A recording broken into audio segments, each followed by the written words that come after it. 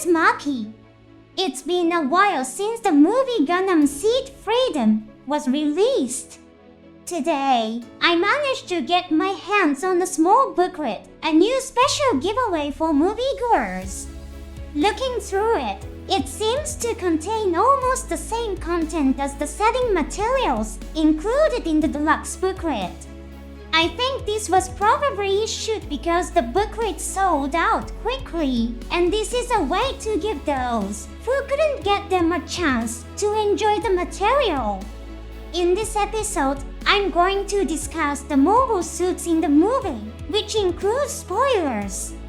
If you prefer to watch the movie without prior information, it might be best to skip this episode. Today, I will analyze the main Gundam based on the information available so far. First up is the Strike Freedom Gundam Nishiki. It is a modified version of the Strike Freedom Gundam. According to Erica Simmons, an orb engineer, it has been equipped with a new type of nuclear fusion reactor. Its power system and armament are identical to the original Strike Freedom Gundam. However, in terms of its numerical power, it is a bit weak against the Black Knight Squad. The Black Knight Squad is equipped with a new technology called Femtotech Armor, which neutralizes beam weapons. This puts the Strike Freedom Gundam Nishiki, which relies heavily on beam weapons, at a disadvantage. The only weapons that use metal bullets are the head-mounted Vulcan cannon and the hip-mounted railgun. In Sea Destiny, Hero did not use the head-mounted Vulcan cannon of the Strike Freedom. However, it is used in the movie. The Strike Freedom Gundam Nishiki used in the final battle is equipped with a railgun used by the Gelgook Menace. If you want to recreate the final battle with a plastic model, you need to buy the Gelgook Menace model kit as well. A minor detail, but the hip railgun has an additional component for mounting the beam rifle. Looking at the model photos, it's obvious that the railgun can be modified to mount the beam rifle without moving it to the back. At the time of this writing, it's unclear whether a model kit of the Strike Freedom Gundam Nishiki will be released. The photos I just checked are of the mighty Strike Freedom Gundam. If a model kit of the Strike Freedom Gundam Nishiki is not released, you have to transplant the wings from the traditional Strike Freedom Gundam model to recreate it. In the final battle, the Strike Freedom Gundam Nishiki runs out of power and enters a power-down state. Unlike battery-powered mobile suits, nuclear engines have the advantage of unlimited energy. However, an energy shortage occurs when consumption exceeds supply. In the movie, an overcharge alert warning is displayed, and the phase shift armor runs out of power. Next is the mighty Strike Freedom Gundam. This name refers to the Strike Freedom Gundam Nishiki combined with the Proud Defender. The Proud Defender appears at the beginning of the movie. When it first appeared, it was incomplete. Albert Heinlein commented nanometer-sized obstacles hinder the docking process.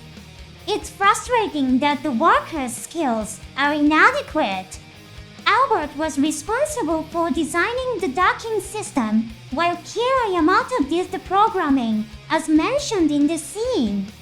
In the novel, Albert is described as one of the people responsible for the development of freedom and justice.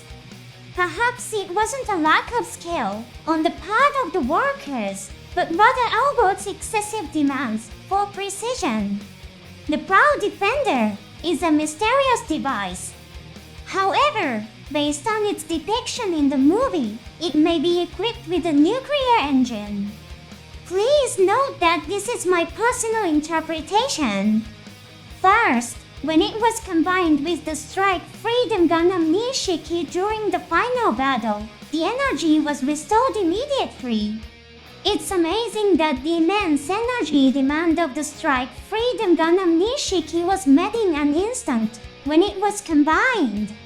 Of course, it's possible that the nuclear engine installed in the main body of the Strike Freedom Gundam Nishiki recovered from the energy drain during the process of merging with the Proud Defender. Next, the extremely powerful armament. There are scenes showing multi-lock on a large number of targets. Although there are depictions of Lois Klein using her special ability, as a code the multi-lock is performed on the monitors of Mighty Strike Freedom. A powerful attack is launched against the locked-on targets.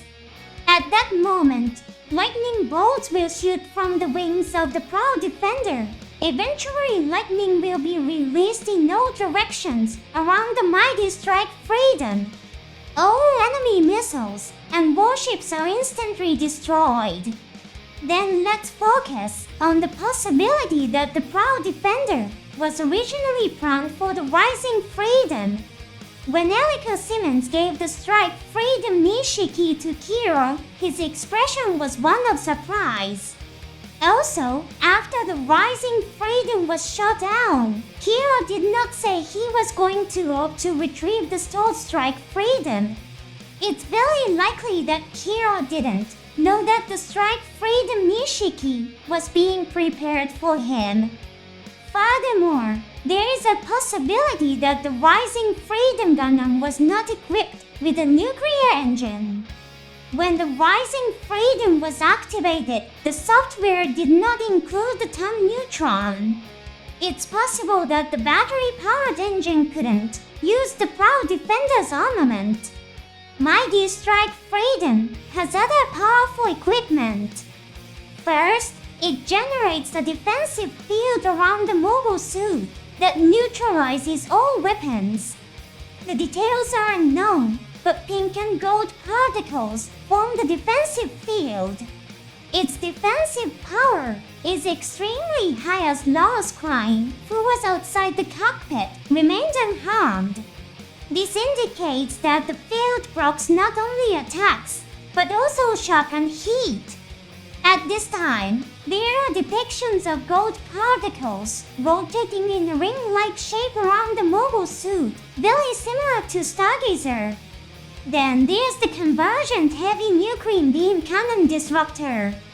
Details are sketchy, but it's a weapon that fires an extremely narrow, converging beam. It destroys enemy weapons hidden behind the wreckage of the space fortress Messiah. It also cuts through the Messiah's wreckage. Due to its immense power, its use requires a two-step processor request from Kiro Yamato and permission from Lois Klein. In the movie, Lois was sitting next to Kiro, so permission was granted immediately. Also, once permission is granted, it may not be necessary to apply again. The fight scenes are so fast-paced that I cannot be sure that I have analyzed the footage accurately. There seems to be a depiction of the disruptor destroying the arm of the last enemy in melee combat. The disruptor is a weapon mounted on the head of the Strike Freedom Gundam Nishiki. Therefore, it might not be equipped on the Rising Freedom. However, Kiro Yamato and Lois Klein's request and approval process is very quick. They may have been aware of the disruptor's existence. If that's the case, the Rising Freedom may be equipped with the disruptor as well. Let's hope for the release of the setting materials collection for these details. This time I analyzed the Strike Freedom Gundam Nishiki and the Mighty Strike Freedom. They are still mysterious Gundams. In the final battle, Lois Klein says to Kiro the enemy is hiding in the shadow of the Messiah. Please merge with my consciousness. Then Lois and Kiro touch heads through their helmets. The next moment, there is an image of Kiro Yamato sensing the enemy's position. Perhaps the Proud Defender is equipped with a system that uses human consciousness or brain waves. The forehead-mounted beam cannon resembles the weapon of the Double Zeta Gundam that appears in the third anime of the Universal Century series. It's interesting that the Mighty Strike Freedom Gundam, which appears in the third episode of the Seed series, uses a similar weapon. See you in the next episode!